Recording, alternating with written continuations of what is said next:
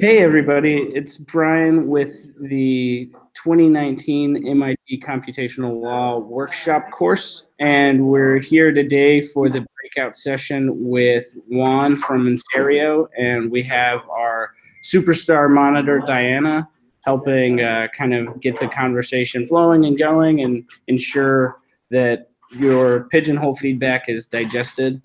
And so with that, I'm going to kick it over to Juan to kind of give everybody an overview of where the day is headed, and then we'll start digesting questions and diving into how to the different ways that you can build these cool interoperable legal apps and services.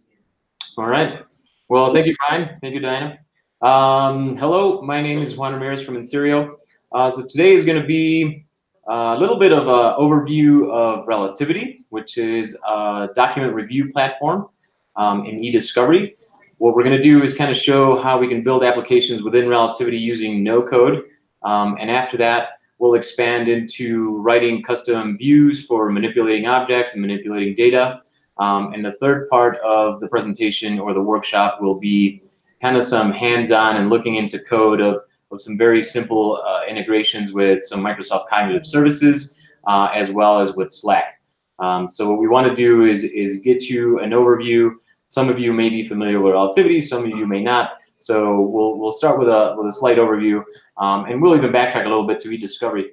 So those of you who don't know what e-discovery is, it's basically the handling of electronically stored data for litigation. So somebody sues somebody else, Pepsi sues Coca-Cola, they're going to want to collect some documents and review them. And in the old days, how this happened was just stacks and stacks of paper, and you would just have these papers, you review them, you put them in one pile if it had to do with the case, and you discard them if it didn't. Nowadays, I don't know the exact law or the exact date, but I know in sometime in December of 2006, they allowed electronic documents to be submitted and reviewed in court. So that opened up a multi-billion-dollar industry, which at this point is, I believe in 2018, it was at $10 billion industry a year, and the estimates are for 2023 to 17 billion. So it's a growing market, and with a growing market and good backing, there comes innovation. And with an expanding market, we see things like Relativity as a platform instead of just like a SaaS software, right? They are forward thinking in the way that they know that people one case is not fit all, so their software doesn't fit all like the whole workflow of the case, and so they allow you to build things on top of it. So with Relativity, they've been around since I believe 2005. And let me kind of share the coverage that they focus on. So what we're looking at here is the EDRM graph, and it covers the whole spectrum of the process of a collection, anywhere from identifying data, preserving it. As soon as you get like a legal hold, that's when you have to like identify data that has to be collected, and what custodians are involved in this case. And so once that gets collected, it gets processed into Relativity. So when I look at these little blue squares, this is where Relativity is kind of bread and butter. They're expanding, and they have, horizontally, they have more coverage. But this is kind of where they started. They're already doing production. They're looking at tools for presentation. They're all doing collections. So they are covering more. But from our perspective, we customize things that are in this blue area and even outside of it, right? A lot of the things that we do are not even having to do with actual document review. So our document review, they have a viewer, and I can kind of go into what Relativity looks like in a bit. But applications that customers normally ask for us sometimes has to do with document review, where they want data to be consistent. So they'll ask us to write something that, if this happens, then set the document or email somebody to do this. But a lot of times it doesn't have to do with review. And that's kind of where Relativity is a forward thinker, where their API allows us to write applications. For example, we wrote an application last year for a, what was it? It was the pipeline. No, that was the year before. So it was a petition app where somebody, was kind of like pushing for this law for, I believe it was for the cost of liver transplants. And so it was a certain process, and these guys kind of analyzed the whole petition process through Relativity, which really had nothing to do with review. They were just analyzing and visualizing data.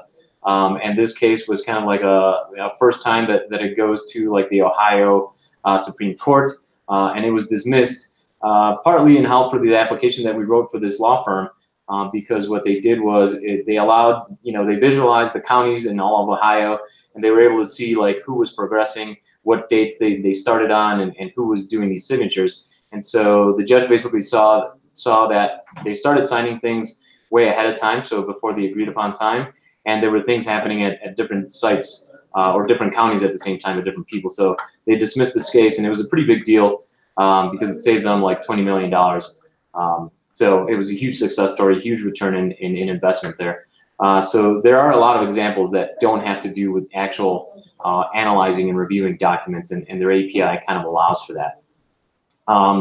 So from a little bit about us, we are a small little development firm. We're about 40 strong. We've been around since 2011. But in that short time, we've managed to work with some really big law firms, some recognizable corporations, and it's basically fitting and aligning the software to their specific workflows. So why Relativity? This is it, right? They're growing coverage of the ERM, forward thinking on the API coverage and what you can do with it, and they have a big footprint, right? So then we get access to a large client base.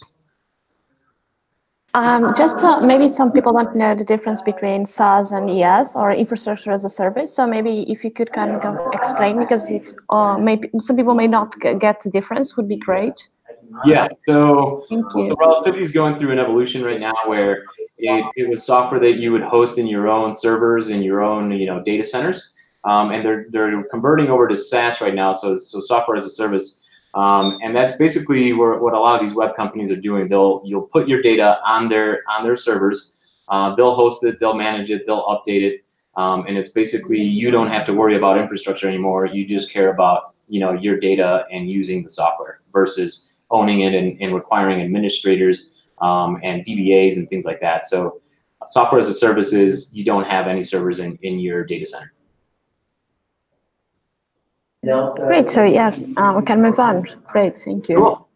All right. So if you haven't seen Relativity ever, I'll do a quick walkthrough. So Relativity, kind of aligns in the way that they have clients. They underneath clients, they have cases.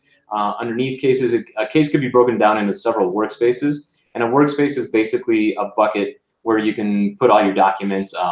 And once you have your documents in a workspace, you can use analytics to basically do conceptual searches. You can do keyword searches. But the main engine is that they allow you to break out work into batches, and they add this thing or metadata, which they call fields. And fields in this particular case is what we're looking at in the pane on the right.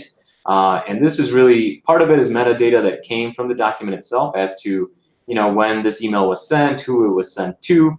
But other pieces of metadata are things that we can add to the document itself. For example, here you can see it's a first pass review, and this is where they would assign it to, a low cost or an associate level attorney, where they can review these documents and then make a decision whether it's relevant to the case or not. And so with cases growing and growing, in 2007, cases were an average in the hundreds of thousands, so 100, 200,000 in size. But nowadays, it's easily, the average size is in the millions.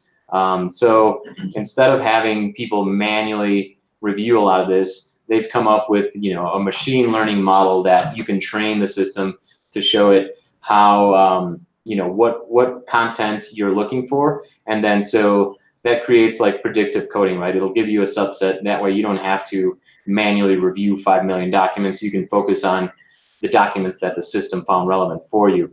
And there's samples that you can go through to make sure it's aligning, the model's aligning to what you're looking for. And the whole idea is to find a couple, what they call smoking guns, in a big pile of documents, right? There's most of it, is just junk, right? If you have a 10 million document case and you're really looking for a handful that, points to one direction or not to the case, then this is where like AI and machine learning is really stepping in. So you are using kind of the trained data sets, something like that, right? Yeah. You have, yeah, great.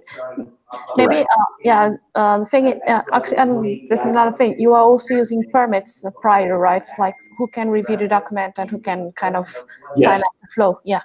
So it's like in paper we have a permit, this is kind of the equivalent, right? Yes. So it's very granular. You could split things up into document folders, or even at the document level, you can grant people access or not. And so not everyone can view everything. You know, and this is what eventually becomes like privileged documents. But yeah, Relativity has a very granular security system. So even with documents or with other objects or even functions, right? Not everyone can, download natives, or not everyone can produce a document. Not everyone can create safe searches, and there are safe searches that are private that you don't want other people to see. So there is a lot of granularity in the application. Because I'm just thinking about the typical NDA, that is kind of the big thing, who can see what, who can download. So this is kind of one of the main things when you have NDAs and all these documents on several transactions, for example, I guess. Well, I would assume that the NDA probably covers the entire content, just because if you're reviewing the document set, you're part of like your counsel team.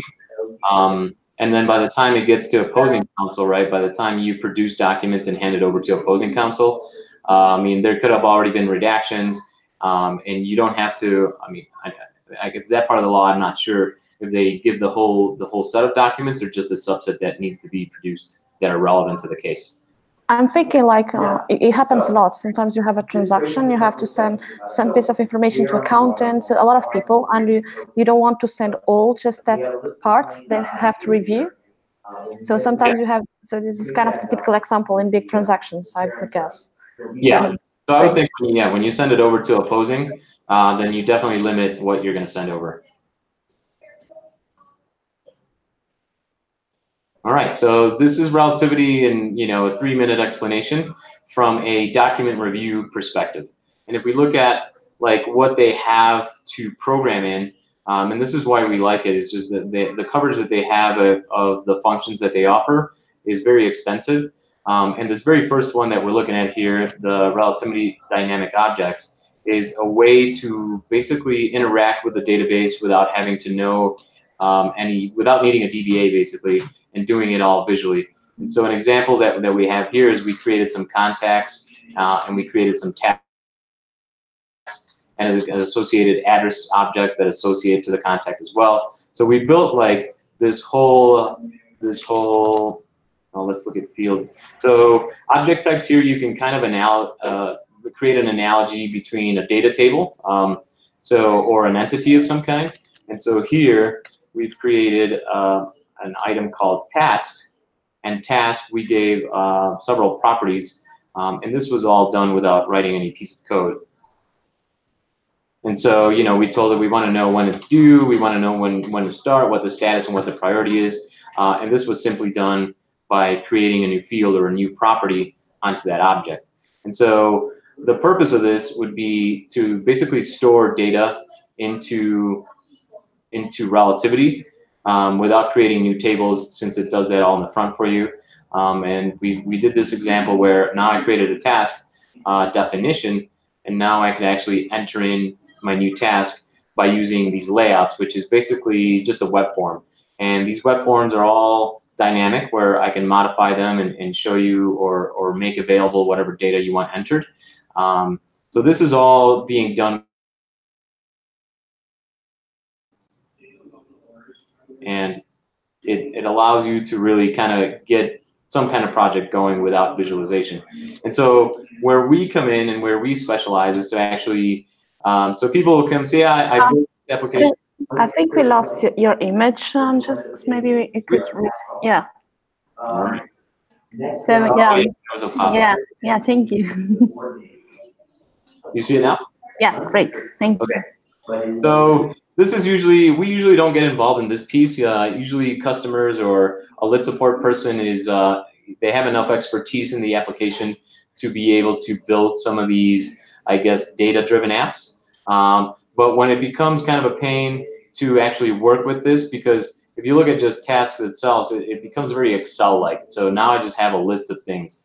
And to be able to manipulate it, I have to edit and make changes, things like that. So if it went in progress or it went into completed, I have to go in, select the choice, and then save. Whereas I'll give you an example of this where we built this little tool called Kanbanify, which is just a little moniker for it, where it could take the backend data, and we do this a lot for other applications. What you can do is give some sort of interface to the object itself, right? Instead of having to go in there with the Excel view, I can go in there and actually modify things with a more intuitive thing, which would be something like drag and drop. So let me build this little tab really quick. This is a tool that we built just to manipulate this object. And so what this does, it takes the backend piece that we just built and adds an interface to it. So here you can see the object that I was seeing before, which is the task, but now I can manipulate it using, like a modern technique of drag and drop versus edit, click through things, hit save, go back to the list, select the next one.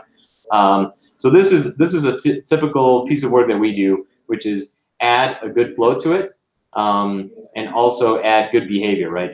Add ease of use. And so in the back end, let's see if I can add it simultaneously. So while we're looking at it, to do that same action, I would have to go in here and say, let's say it's new. And here, if I refresh, it'll be new again.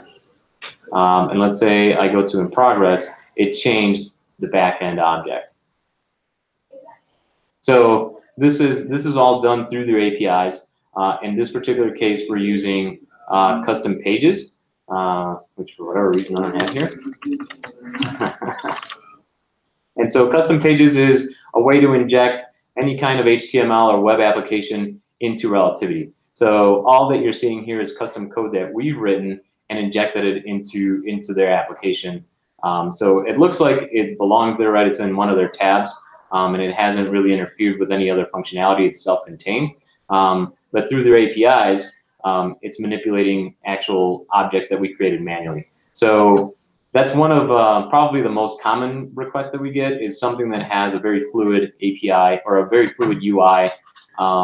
And so we can manipulate these dynamic objects, these RDOs, using, be it REST or be it, well, they're modernizing everything to what they call Kepler API, and it's all REST driven.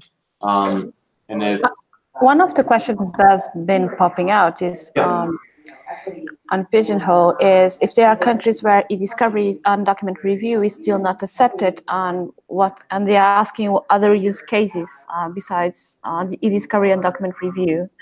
Yeah. So so Relativity is very focused on review itself. So at this point, it might not be worth the investment to use it for something else. But the idea for them is to definitely use Relativity for all things, right? And in several cases, what we've done is we've created project management applications that pertain to case management, right? So when is our deposition? When is our court date? When do we have to file these documents? So there are applications that are built on Relativity that really have nothing to do with reviewing ESI. So you could use Relativity for just about anything, right? If you wanted to make a catalog or your MP3s, you could. It's just not going to be very cost effective. So it's not an inexpensive tool, and they're working on reducing costs and seeing how licensing happens, but certainly not the expert in that regard. But if there are specific, pricing questions and things like that, I can maybe connect with some of the Relativity folks and see if they can help answer that. I'm just a quick idea. One of the problems in law, namely public law, is the deadlines. We cannot fail deadlines. So I would say you could kind of send a whole bunch of alerts and so on, so no one misses the deadlines. It's kind of the critical thing. I would say something like that, right? Yeah. Great. So we have built something like that for a law firm in New York, where they really just needed to see the whole thing in timeline. They call it like case management, or I forgot what they called it, but it was basically driven on a case type. So if it was a real estate case, they would have like a different logo and different like task types. If it was like a government type case, then they would do the same thing, right? They know, they basically templatized it, and they know certain things needed to happen for this type of case, and reminders and even subscriptions to things like, I know this document is very important, so notify me when it changes, and so people could subscribe to things and get notified. So yeah, there are tons of project management tools out there, but keeping things within Relativity helps because anything associated to the case is in Relativity already. So instead of jumping outside of the application and saying, hey, here's a link to the document, and then you click that link and it asks you to log in, and then now you have two applications going, it just makes it a little harder to collaborate. And since you're already paying the license for Relativity, that's where they get a lot more return on investment for Relativity. So a lot of people are opting to keep basically the entire case within Relativity. And to the question, if governments are still not accepting like ESI, it might still be beneficial from a, if there is an ESI in there somehow, or they're just not using any ESI at all. Is that, or there's not enough information in that question? Because the idea with it, maybe you can't submit it still, but you can still analyze it and kind of get to a smoking gun that could help you maybe reach a settlement or something that gives you knowledge in your case. Like when we have to prepare the case court, so it's kind of a help tool, so we then can file in the normal procedure, I would say that. Right. Instead of trying to find tons and tons of documents, trying to find something in the middle of a bunch of... Yeah, it makes your life easier and it lets things go faster. And that's another thing that some of these tools are doing, is they make the investment, and so now that a law firm is more efficient, they could come in and probably with a lower bid than before because there's less hours, there's less billable hours, so the technology is helping out. Or what they're also winning in is in accuracy. There's less mistakes. For example, if we build something that if somebody marks this, let's say responsive, but then the issue is the opposite, right? That there's some data consistency tools that we can do and we can build that allow for accuracy, for mistakes to be made. So there's a lot of things to actually make the manual process easy and more accurate, not necessarily like replace somebody. They're just tools that help them be more efficient. So then law firms are able to be either win clients a little easier or have more success in their cases. Cool. All right, what else can I show you? I have a plan here. So I just showed you Kanbanify. I kind of wanted to show you this piece, which is more visualization that we used in a pipeline case. And it was visualizing data that is already stored in Relativity. And in this particular case, they were building an oil pipeline. They were kind of determining, all the land they had to acquire. And so they had surveyors and all this. And so, there's just tons and tons of data that it really had nothing to do with review, but they put it all in Relativity. And so what we did is we built an interface around it that, visualized the map using Google Maps. And using Google Maps, we were able to like color code things, right? Like this is land we've acquired.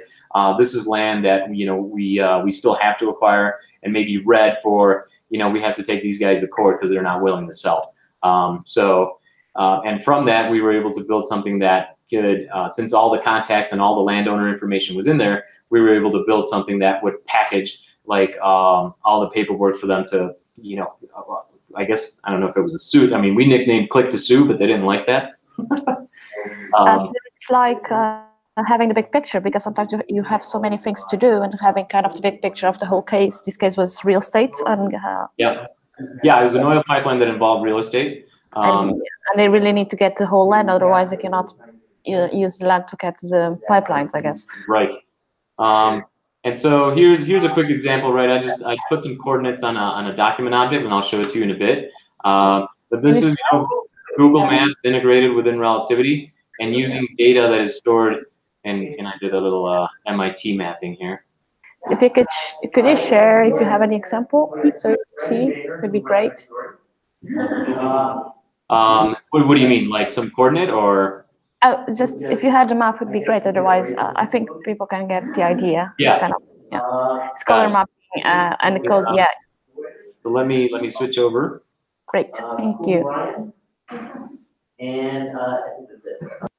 So here we're back at the documents, and so what we've done is we've added GPS information to the document itself, right? So these are fields that in this particular, that we only added it to a couple documents. So the interface that we wrote was using Google Maps API and using the metadata, and excuse the development purposes only. This key is expired, but it's using Google Maps, and these are points that relate to documents within Relativity. And so here's MIT's coordinates, and we've tied this to a document. And so could you use OpenStreetMaps? Because I'm one of the things of Google Maps, for instance, is it's paid until a certain number of calls. So probably I'm just wondering if someone could use open source. Yeah.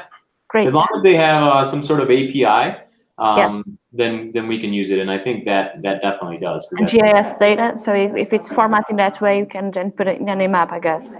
Correct. Yeah. And great. so once I clicked on this, it opened up the actual Relativity document, which I inserted as kind of like the shield here, and here's the GPS data that is basically field data or metadata within the document. So it's in the particular case where, let's say, it's real estate or anything to do with locations, and you have the longitude and latitude, it obviously is a lot easier for me, instead of reading this and trying to identify where that is. It's obvious that working through a map and something that makes life a lot easier is worth building. And in this particular case, being able to see the whole pipeline in a map and seeing what sections we still needed was a huge win. The investment wasn't very big, and the time savings was huge. So this is just another example of adding like a good user experience to data that normally is hard to work with, and that sits within Relativity already.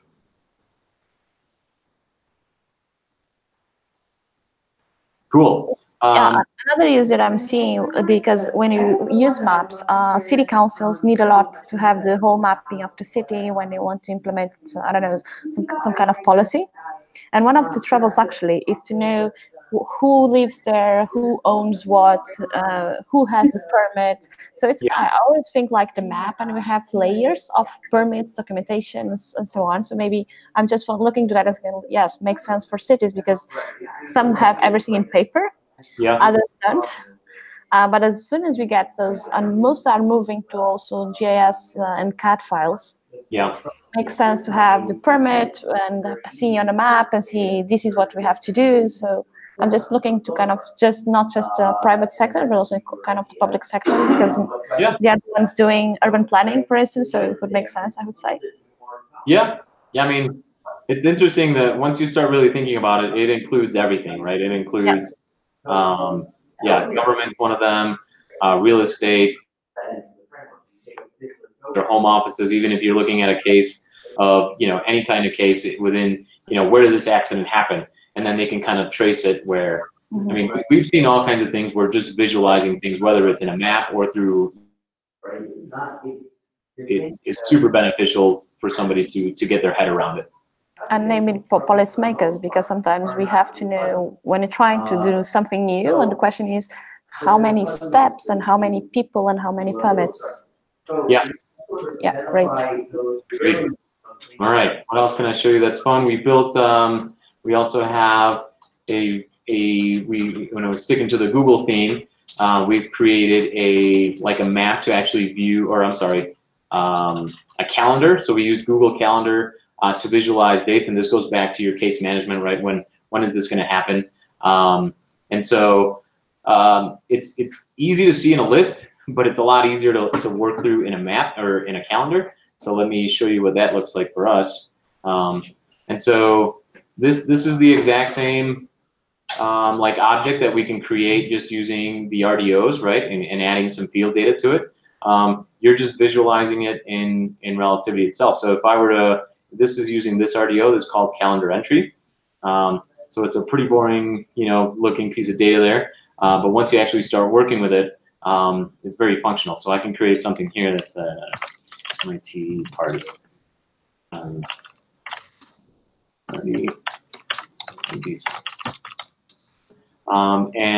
the date's already set because I selected a piece of date there. And so this created an entry. And that entry sits in the back end and the back end is the RDO. So it's really simple to create data structures, and then when you add an interface to it, it makes it really easy to work with. So this is just another example of this would be great for case management, right? This would be, all right, when is our deposition? When is our court date? I'm imagining, for instance, that if it's like Google Calendars, and I use that a lot. For instance, I kind of, the deadline is coming, so has an alert 2 days prior to check that I have everything filed, because sometimes we want to know the deadline, but also have some kind of event to trigger, like send an email to know something else, or check if the document is there. So I'm not sure. I'm guessing you can do that as well, right? Yeah, absolutely. Absolutely. And the idea that this is pretty simple, right? This is data that's already in there. This is data that you need. An expansion to this could be to add notifications, right? Send me a couple days before. And so when I go in this object, maybe I set a trigger that says, all right, 2 days before, send me an email or send this group an email. So you could extend this to your heart's content, right? The base is, I believe, Google Maps, or I'm sorry, Google Calendar, but you can modify it extensively, right? You're not locked into just Google Calendar functionality. And so this really was just another way, instead of like looking at this flat data, we're able to modify it. And if we relate it back to what pieces of API, in this particular case, we used the custom pages, which we injected data in there. But if you did want, for example, for notifications to happen, we would use something like agents, which agent is similar to like a Windows service or a Unix daemon, where it runs on an interval, and during that interval, you can do whatever you want, right? In this particular case, what we can do is look at all the events that are happening. Are there some that have alerts ready within a certain time period? If there are, then I could send my notification. So there is a lot of coverage in what they cover in the API. And custom pages is what we're looking at right now. We were basing it on RDOs, but we could also use agents to help us out and do things automatically without human interaction. Another thing that I've been asking, actually 2 sets of questions, is if you could use relativity for due diligence. Well, it depends, right? You can do pretty much anything with it.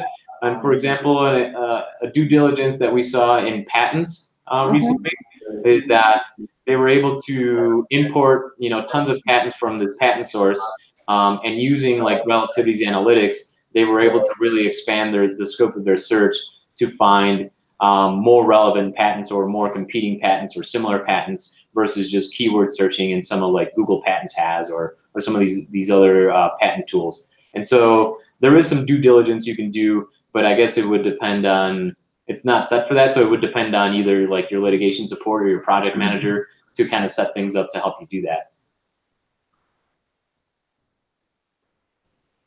I'm sorry, did I lose audio?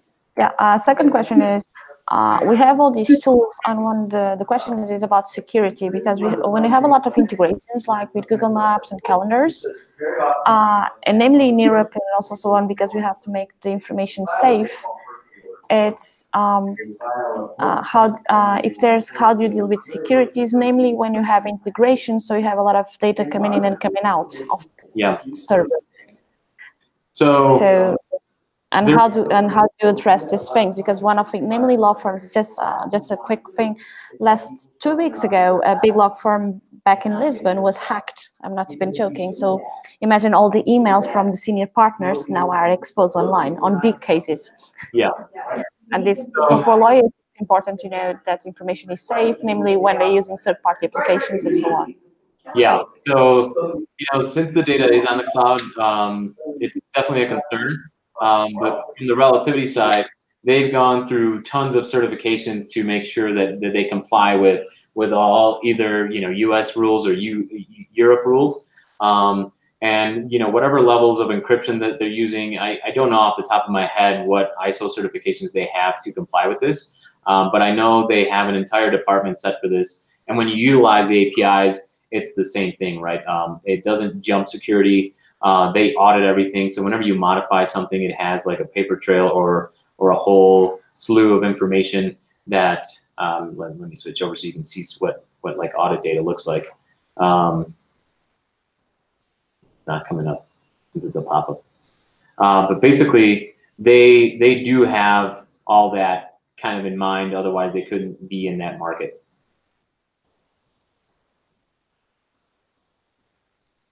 I don't know if you can see that. I don't know which one I'm sharing, but it's basically, you know, every single piece of action, whether you're using the API or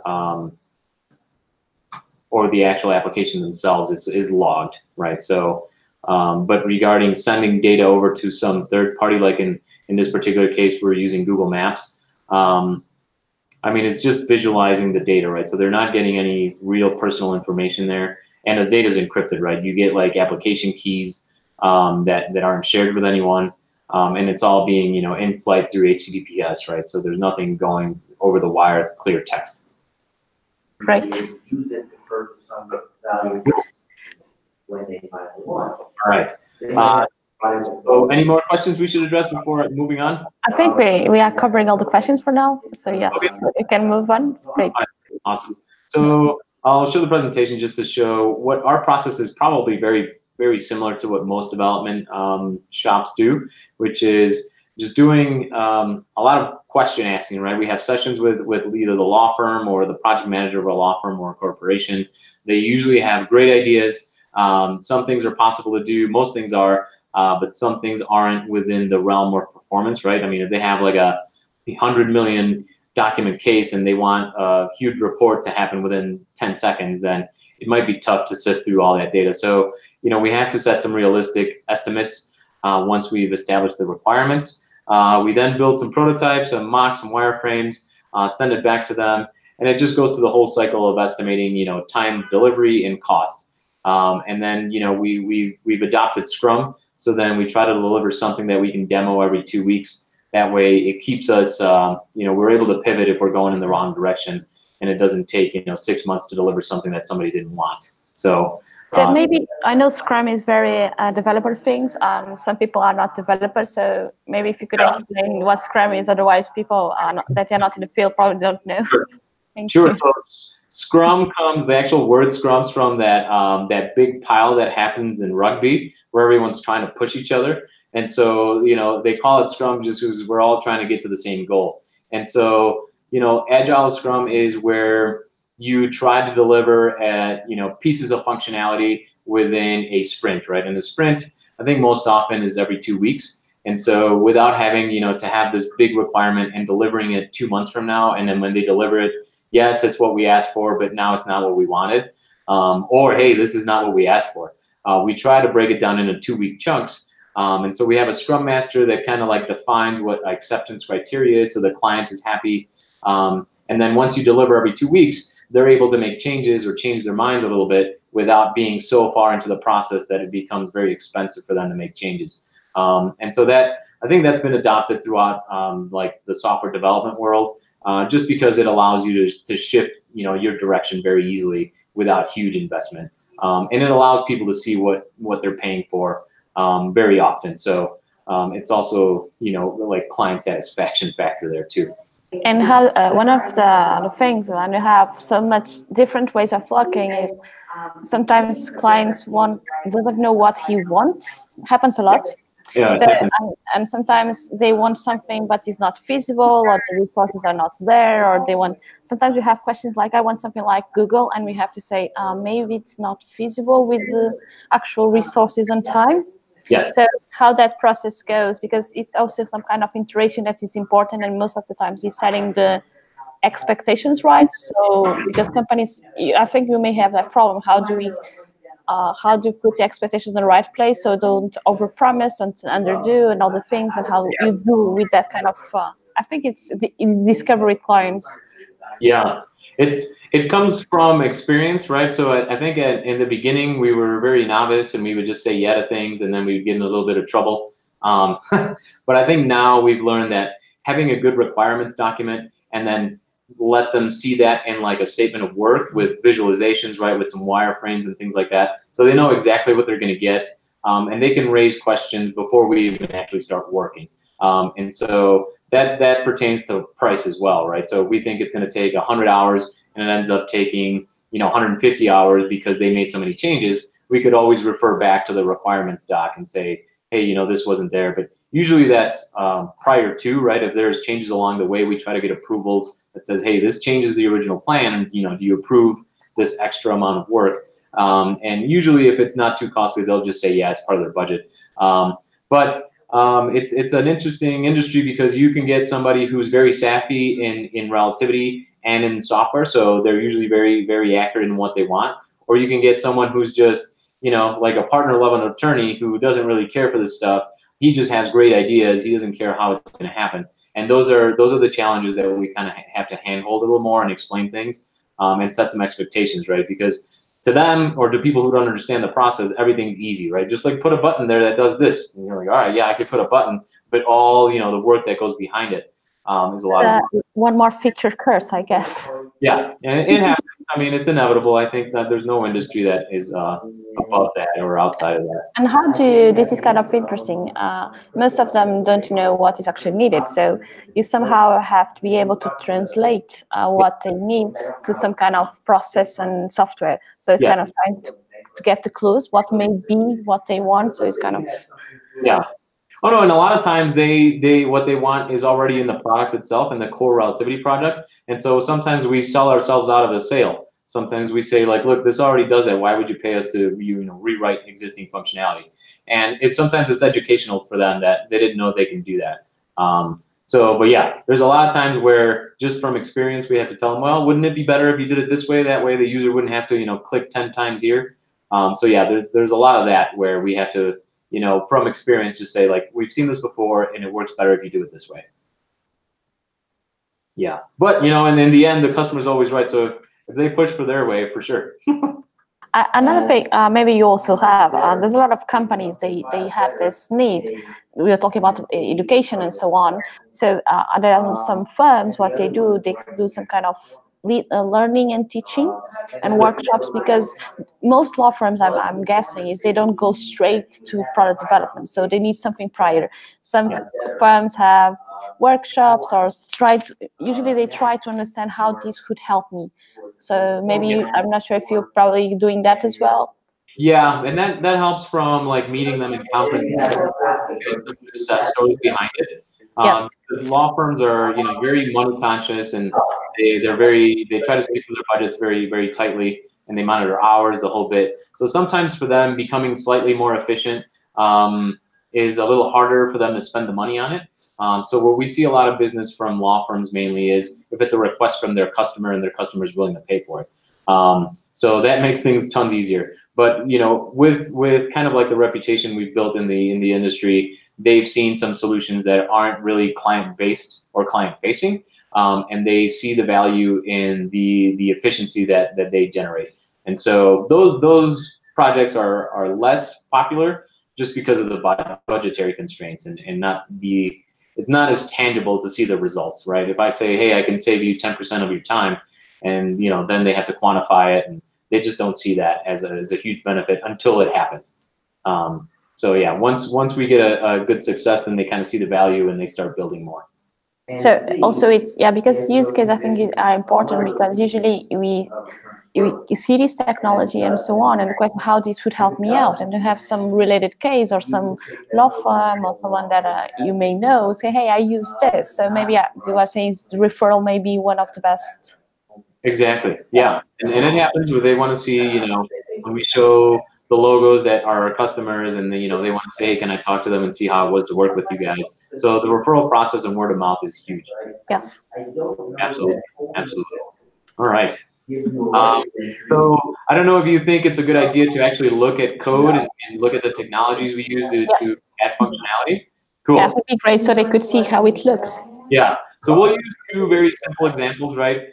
So we might get some criticism saying, well, how is that useful? Well, use your imagination how you can expand it. So I wanted to give two examples, and one of them is kind of the trend that we're seeing is with a lot of these AI services that are provided by Google, Amazon, Microsoft, how to consume those and make them useful within relativity. And so what we've done here, and pretty shortly you'll meet Marlon who will walk through the solution, but basically he wrote this quick application to just do some translation. And the translation engine is the Microsoft Cognitive Services Engine. And this is useful for not necessarily that we need to translate documents and there's a whole service for that, but maybe, you know your case is in English, but for one reason, this document that you're looking at, there's a section of it that is not in English. And so we've added the functionality where, you translate, opens up a little window. The little window will talk to Microsoft. Microsoft has already identified that what I've selected is English since the little combo box was selected. And then I can change this to whatever. So this was a little integration that we put together that I think is actually very useful. And after we did this, we were just talking about it before the session that maybe we can like sell it. It's simple. There's a lot of translation engines out there that you can basically say, all right, I've identified 500 of my documents to be in Thai. Can you translate those in English because my reviewers are, in the United States or in the UK? And so there is demand for this, but the little widget like this is very simple. So it's a call, it's a REST call to Microsoft services, and then they return what? JSON? Yeah. JSON, and then we populate this thing. So this is kind of like a quick little app that to talk about what technologies we've used here. Also with bots, I'm thinking about some companies when we have clients across the globe is one of the issues. They have a lot of complaints and so on. So probably they could fit in the language they used, and NPL on top of that you're using Microsoft, right? Yep. And then someone can write back to them in the language they receive, because when you have so many companies, we work a lot with different jurisdictions. Here in the US, I would say that Spanish is the second one, I would guess. And people also want to have the reply in the same language, so you do both, right? You get documents, translate, and also when you have to get back to the original sender, I'm just concerning. Yeah. It can go, yeah. I mean, the world is smaller now, and Yeah. and translation is key. And with this, with that little engine, it's fairly accurate, right? I think Microsoft says it's like 70-some% accurate. I'm sure it doesn't understand certain lingos, and it doesn't translate 100% to certain dialects. But for the purposes of understanding the content of a document, it works perfectly. And if you needed further translation, then there are services that have actual people that are native to that language that can kind of help you out there, so you have 100% translation. But usually this is enough, right? I mean, I've done what did we do? We did Spanish since we're in Bogota right now, and it was pretty accurate. Also, something, because sometimes we in law, language is one of the major things. So it's kind of sometimes in translation, if you don't have in the right language, we're not able to understand. And sometimes I'm going back to cities again. I remember that even apps or simple bots, one of the major burdens at the time was the language, because most of the population in this specific city was Spanish, and so just having, for instance, the things in English would not have the feedback the city was kind of getting. So I'm just saying, and here in the US, I think it would be a major thing, namely, if people are not able to understand what is written in law sources, it's a problem when they sign up contracts and so on. Absolutely, totally agree. So with showing you how the app actually works, right? Very simple app. Technology that we used here was a page interaction event handler that basically said, for all documents, allow me to inject my own code. And so with that, we were able to, when you click on this little context menu, it opens up like this injected HTML that we have in here. And so that's another thing an event handler can do. And so to actually explain the code, because I don't really have, we can probably spend 3 hours in here and I'll confuse you more than anything. I'll put Marlon over here, and Marlon is actually our first employee and our lead developer. And so we'll introduce Marlon, and then he's going to share the studio project that was used to create that. So Marlon, hi all, how are you? Welcome. Oh, thank you. One? No, the second one. Sorry, this one. Application window. Application window. Okay, so They have code. Great. right. As one said, very simple application. I'm going to show you the key points here. Basically, as Juan said, this is an integration, a page interaction event handler, which allows you to inject your own code into Relativity. And basically, this is just JavaScript, and this is how as you can see here, is just a pop-up here. So using GS, right? This is a kind of the base code is GS, JavaScript. It's just JavaScript, and on the back end is C#. Okay. So as you can see here, we can inject our custom page. Our custom page is basically a web application isolated, but in Relativity. With isolated, I mean that it shares some information, but not all. I mean, it is or its own application. Yeah, so I think in relativity terms, or in specifically in IIS terms, it runs in its own application pool. So it has no threat of crashing relativity itself. Yeah, that's right. That's gives us the advantage that if something goes wrong with the application, will not affect the integrity of Relativity itself. So as you can see here, basically we have the page interaction. We have here the HTML, which is basically the small window where you can select the language. And after that, we have a Angular controller here, where we do all the calls to the JS. Yeah, okay. This is AngularJS. And for example, here we have the calls to get the available languages, to fill the drop downs with the languages where you select which language you want to translate. Maybe it's. I think it's helpful because some of the people are not used to see raw code. Because understanding this, because I'm seeing here the functions to get something, choose the language. Maybe if you could kind of one of them, you could explain the simple functions what he's doing, so everyone kind of not be so scared of code. Okay, I think we can share, for example, I'm going to share the Postman window. I think it's less intimidating. Yeah. Here. Okay. And then you stop sharing, and then you share this other app. Okay. Yeah, so if you guys, some of you might be familiar with Postman. Postman is typically like a tool to utilize REST services.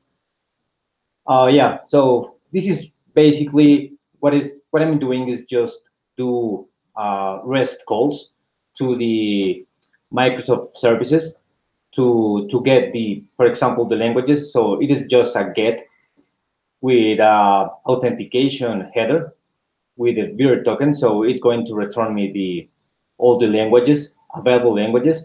And it's the same for all the calls, right?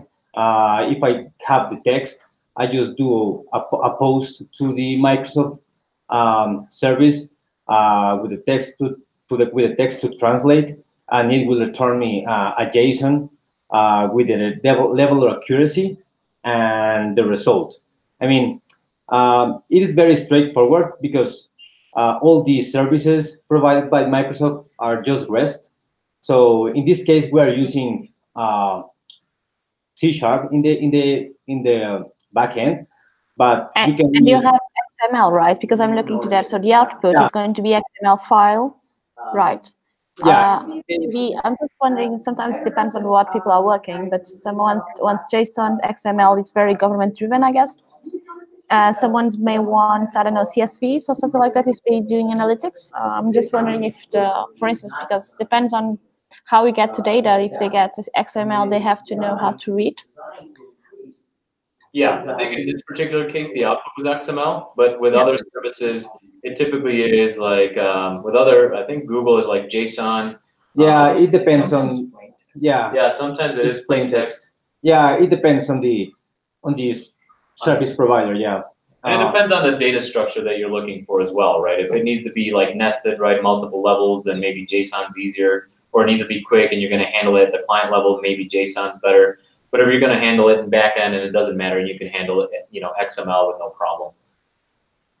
Because one of the things, and also just a quick thing is most people, I'm not sure if they understand what get may is in return. Yeah. So in this case, we're trying to get a parameter. So this is kind of, I'm trying to see the value I'm trying to get. Yeah, so this get verb, you know, and if you see up there, it says, you know, get languages for translate. Yes. So and you have a list here. So it's returning a list. This is kind of, because it sounds simple, but looking this with no kind of reference may be hard. Yes, because for you know, so it's kind of, so everybody can understand and not be frightened. Yeah. So, so this is kind of, we are getting the list, like in Python, yeah, we get list, and then and here and we have the list and of the strings are the all the language you have, right? Correct. That's Great. right. Thank you. Okay, so I may be going back to the code again.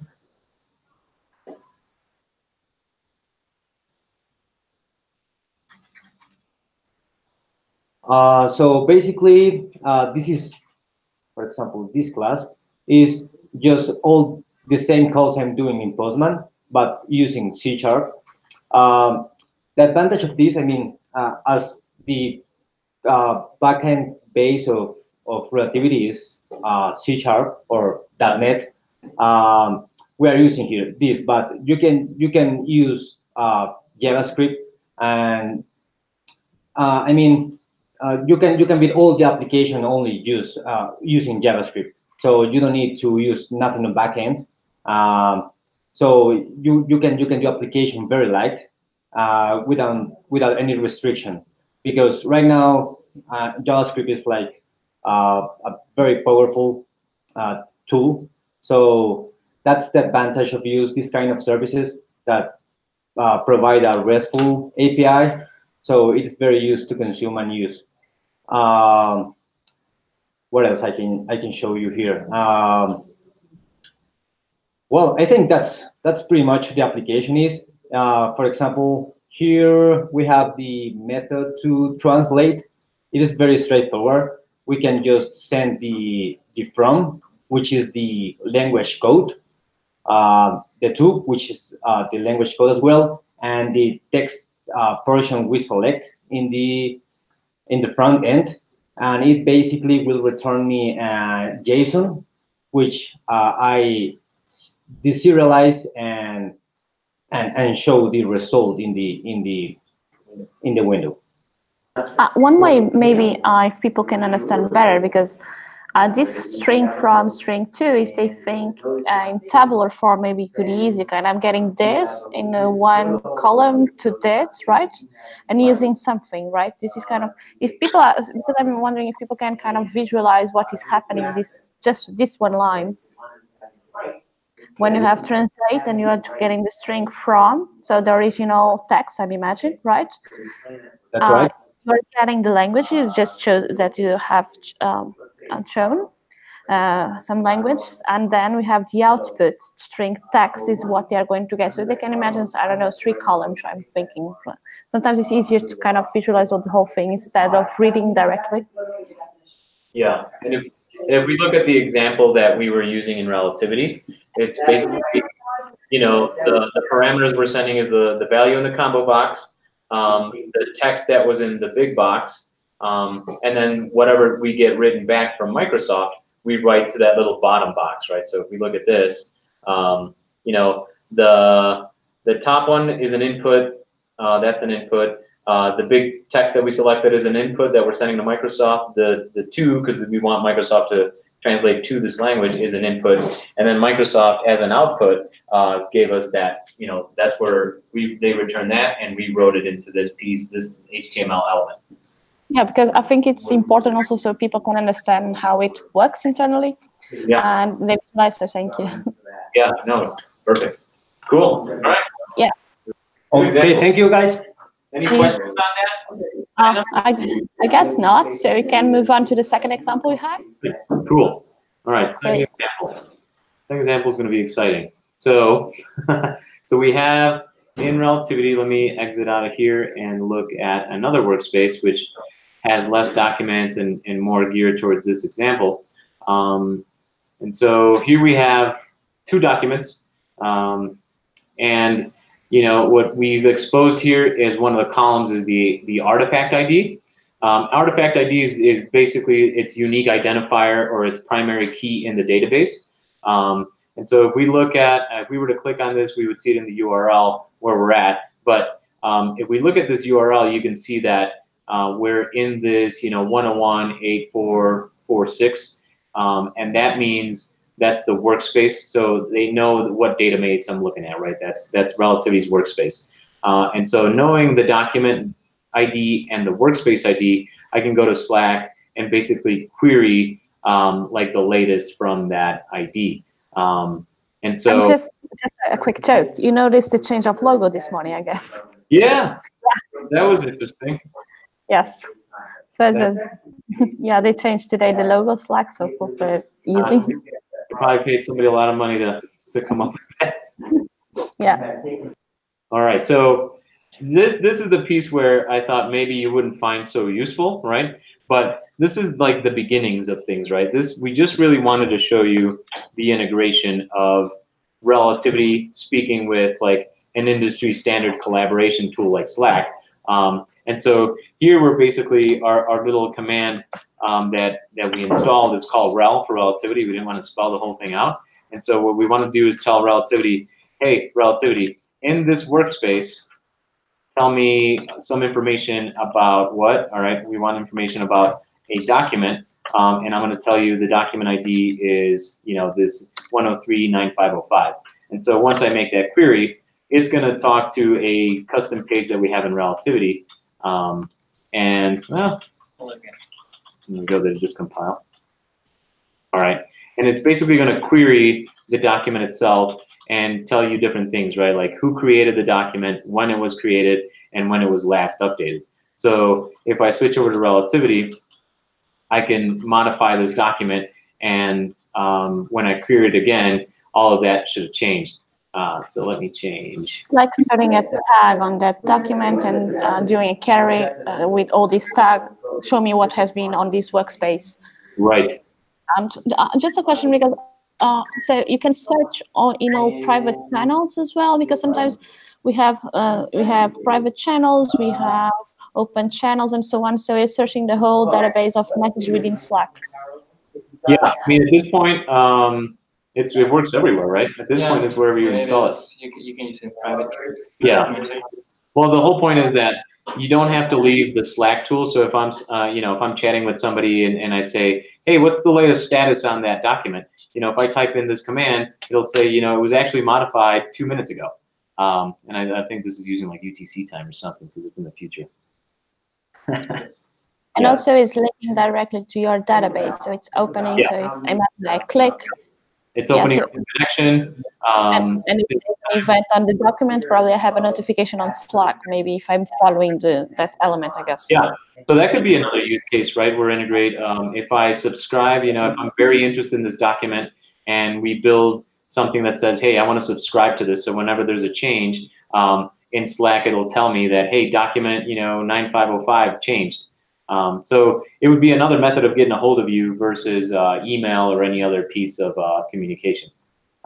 So, obviously I think the criticism here is like, well, is this really that useful? It could be, right? Right now, querying for a document, you're like, well, I don't memorize artifact IDs of documents and I don't memorize, workspace IDs. So, this is the first iteration of it. You could always make it a little easier. So if you knew the actual document name, and you can choose what information gets pulled back. Maybe you just want to know if it was found relevant or not, right? Or if this is a hot document in the case or not. Or maybe there's a comment field on the document, and from Slack, you want to write comments onto it without having to switch the application. It could record maybe a small conversation between you and another attorney regarding that document. I mean, there's ways to make it useful. Maybe I'm just wondering, you can put, for instance, labels, because those IDs are very hard to memorize, so people will freak out. Yes. So I imagine you're also kind of putting labels, so when they call the doc, because you always have some kind of shortening of the name of the document. Right. And so just putting labels who sorted out these kind of huge IDs we have here. Right. Yeah. So yeah. So you can use your imagination to see how we can expand this application and make it useful. And everyone's using Slack, whether you're using Slack or you're using like Microsoft Teams or anything like that. You can build integrations to talk from one system to another. that make your day-to-day more efficient, or that the data doesn't get lost somewhere, whether it's a conversation or a huge email thread. But this potentially has a future somewhere. So that's another thing we were discussing this morning, whether it's like a fun little widget somebody can install and expand on. And so not because it's mobile. One of the things with the problems is most of people are working in mobile displays, and Slack has this kind of yes. So it helps a lot. We don't have to. Most of the things are desktop, and most people need information, I don't know, in court or before filing something. Yep. Sometimes would kind of and. Yes. Another thing is, how do you see differently? Because I'm seeing, I don't know, millennials and so on using Slack totally. Yeah. But older partners, I'm not seeing so much on Slack. Yeah, the partners don't use lots of technology, but they will. As associates become partners, then they're going to use the technology. They still use a lot of email flows, and they're trying to find where in each email someone said something, and they have these chain emails and trying to find something. It's quite a nightmare. The target might not be the partner level attorney for this, right? It might be like the reviewers who are actually working on the case and doing a lot of the heavy lifting to find the actual documents and tagging the documents. And then, when they're done with that, then the partner level attorney gets the documents. But during like the collaboration, he probably doesn't need to be involved. Yeah. All right. Just imagine, because I see totally the new generation using this because it's mobile, it's easy, it's fast.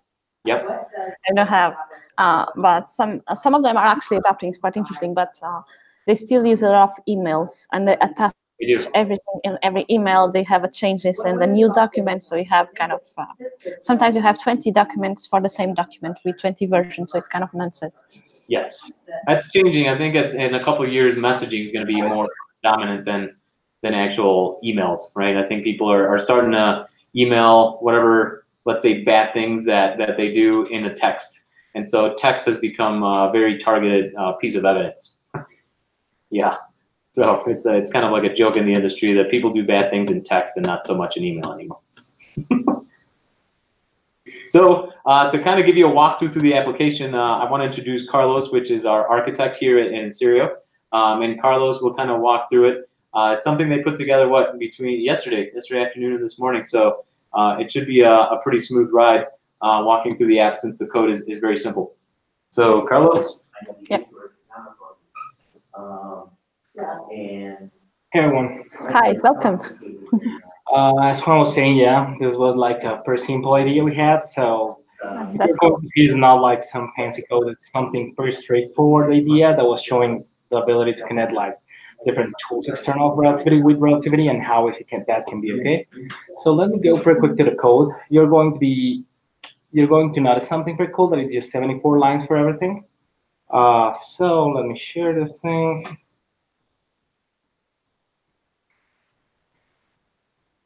There you go. So as you're able to see right now, here's basically a full code that we have here. So what we have here is just an endpoint that we put in an MVC controller that's going to do the querying of whatever we're going to see in the database at Relativity. So this is the format that Slack requires us to have. So pretty simple, just what's the name of the user is talking with and what's the text they wrote in the message. When we get this information, we're doing just a pretty basic set of validations, like, well, the text you're writing has sense, the user that's connected can look at this thing, pretty simple thing. And the important part of this code is this place. So this is where we can start seeing how we are integrating with Relativity itself. So as you're able to see here, we are getting this fancy thing that's called the Object Manager. Object Manager is one of the APIs Relativity provides you. This API is specifically for consuming, reading, updating, deleting, all the CRUD process for objects in Relativity, this including the Relativity Dynamic objects, the one that Juan talked previously. And so people just can kind of refrain. So you're using these text identifiers and matching with that parameter in your database, right? Not exactly. What we are using here is we take the text, so we are processing that text, and we are getting the workspace ID, the object ID, and the object type you want to get, right? So what we are doing here is creating this condition that it's based on the artifact ID using the type, getting it from the workspace the information. What you're seeing here in the fields is what we are getting back. So that's what we get back from the database, and what you're seeing in message. Let me get back here pretty quick. So as you're able to see, you see this message that says the type of the thing you're querying, the identifier and text of the thing you're querying, who created, and when that was updated, and who was the updater. So if you go in the code, it's pretty simple, because as you're able to see here, we are taking this information from the database, and what we are giving to Slack is just that message formatted that way. So what's the object, what's the identifier, what's the name and the email of the person that created it, the date, and same thing for the person that did the last update. So as you're able to see, pretty simple code, something pretty simple to read, and the result is a full integration with a totally external tool. So for doing that, it's not just like writing this code. So you can come here. Slack has this apps concept that you can add integrations. They have very different ways to integrate. So they have incoming webhooks, interactive components, slash comments, bot users. So as you see, every feature has their advantage. So if you think about a notification concept like the subscription you were talking before, incoming webhooks will be the greatest way, because you're opening just an endpoint that whatever application can communicate just using REST calls, right? In this case, we use. One thing that maybe we should address, just because some people maybe never use an API, it's also important, for instance, for law firms, that we can give access and permits. So when we create a Slack account, we can define precisely, Slack has this, I believe, who gets access to what. So they also know they can keep the information within Slack safe. Not every employee can get an access to the API and whatever is happening in the Slack channels of this company, for instance, right? Yep, that's the reason when we built this, we decided to use a slash command to example, because slash comments in Slack has this good ability that can be for everyone, but in addition, you can go and do it in a direct message with yourself. So I'm here with a count of 1, so I can talk with myself and use exactly the same comment I put in here. So let me just copy this pretty quick. I'm in a DM message, and when I do this, I'm going to get the same result, but this is going to be a private message because it's going to be just for myself. And when you go like more deeper in these implementations and all the thing, you can come in here and change what's the response type. So in here, we're using channel, which is basically where you are setting the request, you're getting the response. But you can have the ability to set the in private, which is going to be when I ask, whatever I ask, I'm going to get the answer as a DM from myself. And if you get more power, this gives you the ability to use the bot users. This has like a full events framework, pretty cool, that you can start doing regular responses, frequently asked questions. If you want to have some reporting, this kind of thing, you can start thinking more far away from what you get here, just a message, and put the power, but basically using the integrations as Slack query you and the power Relativity can put on the process you're going on. So that was basically the concept of the application. I don't know if there's any question around or.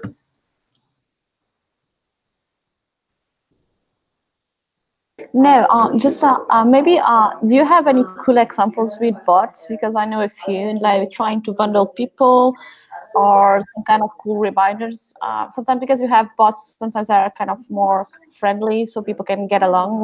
Namely when you have kind of a lot of people in the same channel. Yep. That's a cool thing, because in the case of the Slack thing, they have a really good documentation on how to write the bots. So at the end of the day, if you look at the bots, they're just like the centralized point to do many tasks. So it's how you integrate it with it. So you have these event subscriptions. So this is an architecture oriented to events. That's basically how I can say when is happening something on Slack. So when you're writing a message, if you want to do something very specific, so you can mention, hey, but can you let me know at the end of the day today, whatever I want to know about something? That's going to raise an event. So you can have an external service. In this case, it can be a Relativity. You can have as the source. So you're in a review process. So let's think in an option. You're managing a reviewer team. So you can say, hey, I want to know when the day ends at 8 a.m. and 8 p.m. I want to know how many documents were reviewed and how many are remaining on the chunk of review that we are having right now.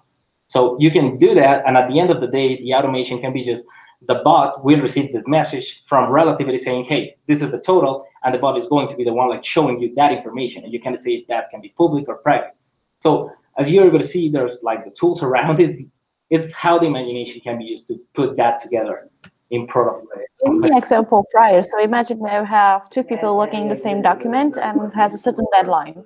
So in theory, I could put kind of a bot 2 days prior to the deadline to join these two people working on the same document, say, hey, both of you have a document to submit, right? Something like that. Yeah, it could be like something pretty cool. Just like notify me when someone gets in a document I am now. So yeah, great. This concept we can convert it like in components and code, and we can see like the solution of it can be pretty simple, but the goal is knowing the components to do it in a great way. I would say like the biggest portion there. Great. I would say like that was the part related to integrating with the system. All right, thank you, Carlos. And those were our demos, right? I don't know if people had like code-specific questions or technology, or API, or whatever. Since we're kind of at, I know we have tons of time, so this is where we would love questions. So I'm looking to the questions. Maybe sometimes it's good to go back to basics. Explaining what is API or REST interface maybe could be a good thing, because they just look how it looks. This is why I was trying to see so people don't get scared, but to explain what is API, what is REST, and how this relates to things, so there is not a scary word.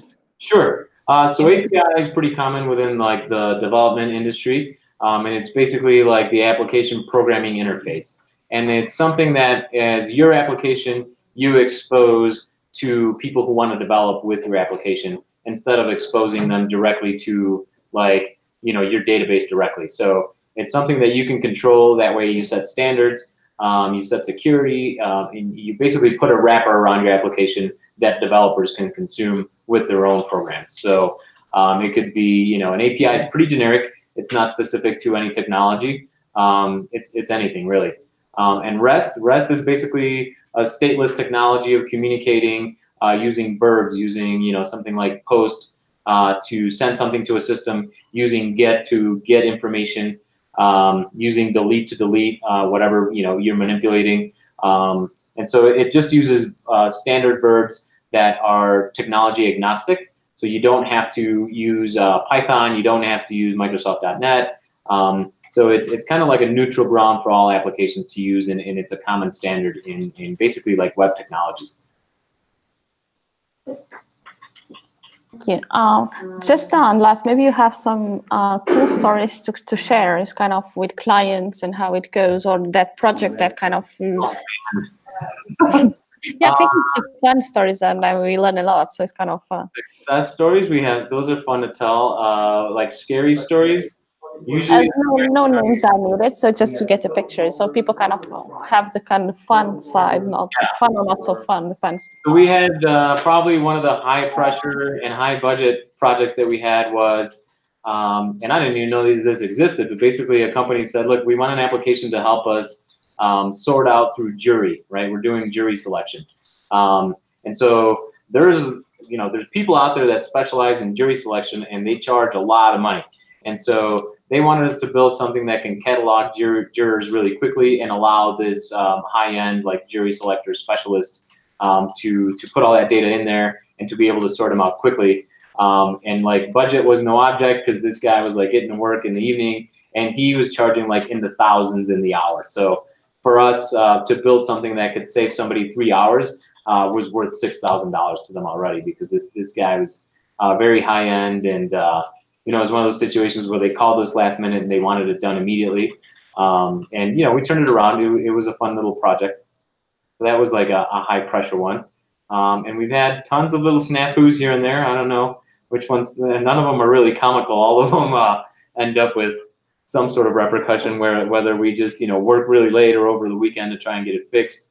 And, hopefully at the end of it, we have a client that's happy. But yeah, we've, there's in this industry, we sign so many NDAs, it's hard to talk about some of these things.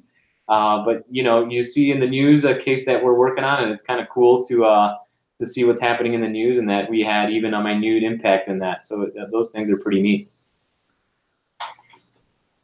So one of the things is kind of when you have this kind of clients, they kind of they have these higher budgets. I think you have more freedom to run, so it's kind of. Yeah, I mean, for sure. We still don't like running too much with it unless it makes sense, and we like to have some visibility because it all depends on the time, right? Like during that time, it might be, hey, run with it, and then aftermath, when they either they won a case or they didn't win a case, then if we went too crazy with it, then they say like, well, why did this happen? So green light usually just means like get it done fast, and we try to give an estimate anyway, right? You don't ever really go bananas. Going back is you just have been working in the US market, so it's and just any specific jurisdiction or you have been working the most? No, I mean US is probably 90%. We have Ireland and we also have UK. So we do have a couple clients in Australia. I believe some in China, some in Cayman Islands, but the majority of them are in the United States. Yes. And you see this difference between states in law. So it's kind of, do you have to change a lot the process because it's for a court decision in New York, the other one is, I don't know, California. So it's, do you have these twists? I think the thing that we are always super careful about is the transfer of data from one country to another, just because of data privacy laws. So Yes. we're very good, and we usually never need to touch anyone's data. So if it's a case that we're building an application for a certain case, we only see sample data. We never actually see like a Bernie Madoff email, right? Like we'll never see something like that. So we're careful never to bring it down because a lot of our developers are in South America. So we're actually talking from Bogota. And so to bring that data either from the UK or from the United States, which cross the borders, and if it's personally identifiable information, then we'd be in trouble. And we aren't attorneys ourselves, so we have no business in analyzing the data.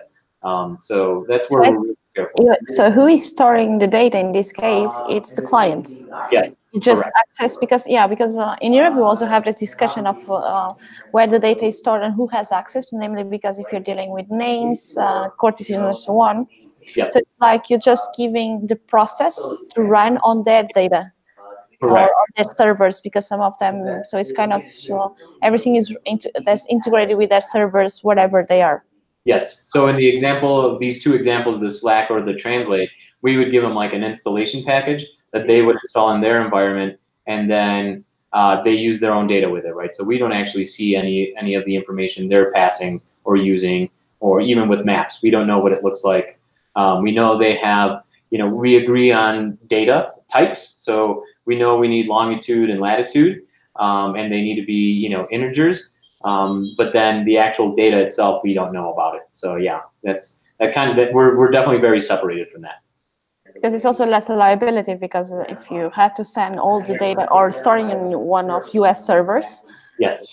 And in Europe, for instance, with GDPR, it's quite important because you have to make sure that it's all things set up. It's important. So do you also kind of make aware the clients? I'm not sure how many law firms have IT departments or someone dealing with the whole information or data. Yeah. So the question is, if you also do some kind of counseling on that area. Oh, no, on the IT side, it's usually their own internal guys, and I would say 100% of the law firms that we deal with have like an internal admins. Okay, so I think we are. I don't have any more questions. I think. So if you want to kind of have final remarks, would be great. Any cool ideas? I think we already have some cool ideas what also could be done. It's quite important. Yes. Yeah. So thank you guys for the opportunity. We covered. I think at a light level, a lot of topics, and it's probably for those who are either not developers or not familiar with relativity, might be we didn't go, that was probably a right level. For those of you who are familiar with development and familiar with relativity, we might have not gone deep enough. But feel free to reach out. I think our information will be on the actual agenda. So if there are any questions you didn't get answered, or you want it to be more like a one-on-one thing, feel free to reach out. but yeah, the idea of this was to really kind of like show what kind of things you can do within relativity, which is what we focus on. We don't do, there's plenty of competition for relativity, but this is technology that we focused on. This is not necessarily focused on .NET, so if you enjoy programming on other languages, Relativity kind of has expanded that, and that's kind of what REST is for. Yeah, I guess the point is hopefully you got something beneficial out of this. And if there's something we didn't cover, feel free to reach out directly, and we'll try to answer your questions. Also, maybe it could be great if you could send us the presentation so we could share. Because that graph was really cool they had in the beginning. Yeah. With the whole discovery. So yeah, it's much easier if that just could share with everyone. So, and thanks a lot for the. Yeah, we'll definitely put that out there. So I don't have any more questions, and thank you a lot for the time and showing all the things that you've been working, and also congratulations. Seems a lot of fun also to work with this area.